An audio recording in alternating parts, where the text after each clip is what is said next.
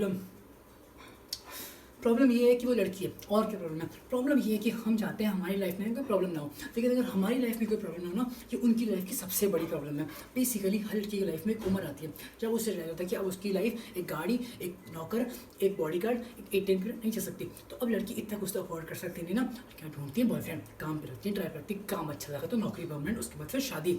शादी में सबसे इंपॉर्टेंट काम क्या होता है? मांग भरना। आदमी को तो काम ही है, औरत की हर मांग भरना। अबे नौकरी जाने का पेपर वर्क खत्म नहीं होता कि लड़की गायब। ऑफिस वाले जल्दी आई कार्ड नहीं मांगते, जितनी जल्दी तलाक मांगती है। बेसिकली लड़की को अपने पर्स में बाहर डालना पड़ गया, मतलब हाथ गायब। पर्स में तो इनके मिस्टर इंडिया वाली खड़ी होती है कि चला हाथ डाला गायब। और वे बिल भरना है ना, तो बिल भरो। बिल भरने चाहने का नाटक मत करो, बिल के अमाउंट के हिसाब से मत बिल भरो, हर बार बिल भरो। और सुन, ये लड़कियां ना अपने माँ बाप के सामने सिर्फ गेम मारने का नाटक करती हैं। ऐसा कभी नहीं होगा कि तुम 2 लाख कमा रहे हो और वो प्रेशर में आके किसी 50,000 वाले से शादी कर ले। तो तब तक फाइट करती हैं जब तक उसके माँ बाप तुम्हारे कंपैरिजन के लड़के ढूंढ के नहीं ले आते। और जब ब्रेकअप करेंगे तो ये नहीं कि बस चली जाए लाइफ से, 10 दिन तक ये डिस्कस करेंगे कि वो ऐसा क्यों कर रही है। अचानक से उन्हें इस बात की टेंशन आएगी तुमने खाना खाया कि नहीं खाया। बेसिकली वो चाहती है तुम मुझसे पूछो तुमने खाना खाया, फिर वो बोले नहीं, तुम बोलो प्लीज़ खा लो, फिर वो रोए और ये बात स्टैब्लिश हो जाएगी जो ब्रेकअप किसी आप पे की वजह से हो रहा है उसमें सबसे बड़ी विक्टिम भी वही है। सारी सेल्फिश है कि टाइटैनिक वाली को देख ले, ठीक है माना कि लकड़ी पे ना सिर्फ एक आदमी की जगह थी, तो क्या 15-15 मिनट की बाहर नहीं ले सकते थे?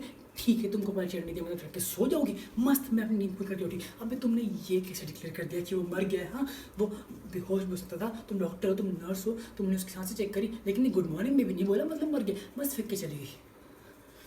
सारा सोने से पहले बात करनी है, उठने के बाद बात करनी है। अब मैं सारा दिन पूरा नहीं पड़ता क्या कि आदमी चाहे 2 मिनट सोने से पहले लेट नहीं सकता क्या? और क्या है ये डॉक्यूमेंट उसकी? हाँ चलो इनको सुनाने के लिए ना मैं ये भी करने को तैयार हूँ, लेकिन आधी रात को सोते सोते ऐसी कौन सी घटना घट जाती है कि नहीं उठते ही बात करनी है। हेलो बेबी, घंटा हो गया तुम्हारा फ़ोन नहीं आया। अबे साला आधा घंटा तो खुद को उठाने में लग जाता है। उसके बाद आदमी हकता है, नहाता है, ब्रश करता है, शुरू हुए दिन के बारे में सोचता है। हर आदमी का ना फंडामेंटल हक होता है कि हकते हुए सोचना। इनको तब भी बात करनी है। भाई ये शादीशुदा लोग ऑफिस के लिए लेट क्यों होते हैं? हाँ, क्योंकि जो बेचारे जल्दी उठते हैं वो बात करने में लेट हो जाते हैं। वो समझदार हैं, वो उठते ही लेट है, साले तैयार हो भागो, बात में समझ पड़ी बस। इन सबको बर्दाश्त करने के बाद भी ना लड़कियों का सबसे बड़ा सियापा है कि इनको सेक्स के बाद बात करनी है। अबे पागल हो क्या? सेक्स सेक्स से बिकॉज अल्टीमेट। अबे क्लाइमैक्स को क्लाइमैक्स क्यों बोलते हैं? क्योंकि इसके बाद पिक्चर ख़त्म। मीठा खाने के बाद कोई सूप पीता है क्या? कभी कभी तो लगता है they want you to round to orgasm. लड़कियों को ना लड़कों से सिर्फ 2 तरह की नीड्स होती है, एक आई लव यू और एक सॉरी। आई लव यू बोलोगे तो कहेंगे why do you love me. इनको हर 2 महीने में जानना है कि why do you love me, I you love me but give me 5 reasons why you love me. बे सुना नहीं क्या कभी? प्यार एक एहसास है और सॉरी सॉरी तो सबसे बड़ा सियापा है। क्योंकि हर आदमी ना इवेंचुअली थक हार के सॉरी बोल देता है, लेकिन वहाँ मामला ख़त्म नहीं होता, असली मामला वहाँ से शुरू होता है। तुम्हें पता है तुम सॉरी क्यों बोल रहे हो? तुम्हें पता भी नहीं तुम सॉरी क्यों बोल रहे हो? अरे मेरी बात जिस बारे में लड़ाई हुई होगी उसी बारे में सॉरी बोल रहा हूँ ना। और कोई बात इनको समझाओ, मजा आ रहा है कि इनको समझ में आ जाए, और वही बात कोई इनका बेस्ट फ्रेंड समझा दे तुरंत समझ जाएगी। ये सारा बेस्ट फ्रेंड का सियापा है ना, सूरज बच जाते हैं जीने शुरू किया। ये बेस्ट फ्रेंड की टोपी पहना के दोस्ती में no sorry no thank you. Sir दोस्ती में ना अब पूछना भी नहीं रहा, दोस्ती में प्लीज़ भी नहीं रहा, दोस्ती में अब कोई लिमिट ही नहीं रही। दोस्ती में लड़का लड़की घर आके जिस दिन चाहे उस दिन रह सकता है। दोस्ती में लड़की लड़की की गोद में आके बैठ जाए, प्लेटोनिक है।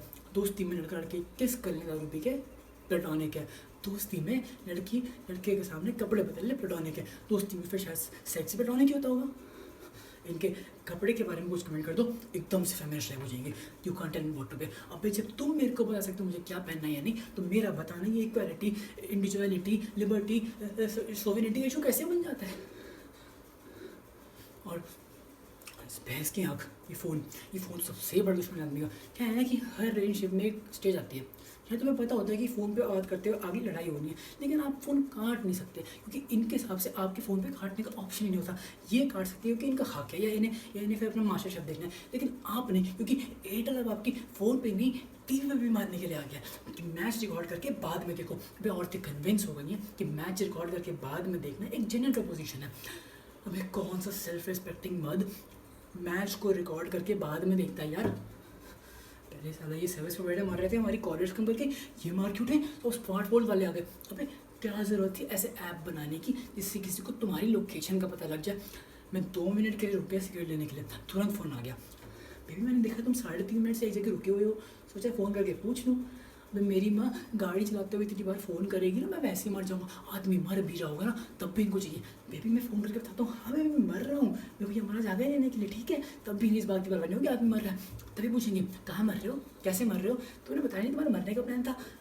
अच्छा तो किसके साथ मर रहे हो, अच्छा तो तुम उसके साथ मरने लग गए। सती जी ऐसे थोड़ी ना उठा के ले गई थी अपने पति को यमराज से, ये नहीं करती होगी, उन्होंने भी कहा होगा कैसे क्यों कहा, यमराज सरकार के बोला होगा सॉरी बहन जी गलती हो गई, ले जाओ वापस। एक तो हर लड़की का स्यापा है, I love surprises. Actually women hate surprises. They just love the opportunity to pretend to be surprised. उनको पता होना चाहिए कि तुम एक सरप्राइज प्लान कर रहे हो, उनको ये पता होना चाहिए तुम क्या सरप्राइज प्लान कर रहे हो, लेकिन तुम्हारे थ्रू नहीं, किसी और के थ्रू। उनकी असली खुशी इसी बात में है, उनको सरप्राइज पता होते हुए भी तुम उनके पास जाओ और चिल्ला सरप्राइज और उनको ओ करने का मौका मिल जाए। लड़कियों की ना हर एक सवाल के पीछे एक और सवाल होता है, लेयर्स होती है। तुम्हें लग रहा होगा कि पूछ लिए छोले कैसे बने, तुम्हें अच्छे लगे तो ठीक है, और नहीं लगे तो उस वो रेसिपी उसकी माँ ने दी होगी, और उसकी माँ की दी हुई रेसिपी की वजह से बने छोले तुम्हें अच्छे नहीं लगे, इसका मतलब तुम उसकी फैमिली को हेट करते हो। अबे लड़कियों को ऐसा क्यों लगता है, क्यों उसके उनके माँ बाप उनके भगवान है, और तुम लाइफ में जो कुछ भी सीख सकते हो अपने माँ बाप से सीख सकते हो। और हाँ वो मेरे माँ बाप के बारे में कुछ भी बोल दी चलेगा, लेकिन अगर मैंने उसके माँ बाप के बारे में एक लाइन भी बोल दी तो थर्ड और फोर्थ वर्ड दोनों हो जाए एक साथ। तुम मेरी माँ को मैनिपुलेटिव बुला सकती हो, मैंने तुम्हारी माँ को जरा सा टच ही क्या बोलते हैं, इतनी टच हो जाती है ये बात कि साला हफ्तों तक टच करने को ना मिले। और भाई इन सब के बावजूद भी ना हम लड़कियों के साथ हैं, और जो नहीं है वो डेस्परेटली लड़के ढूंढ रहे हैं। क्यों क्यों क्यों? क्योंकि रिश्वत देती है ये। Bribe is an institution started by women. इनके पास जो रिश्वत देने को कभी खत्म नहीं होने वाली, और हम रिश्वत को अपनी मरा जाने से तो अपने हाथ से शादी कर लें।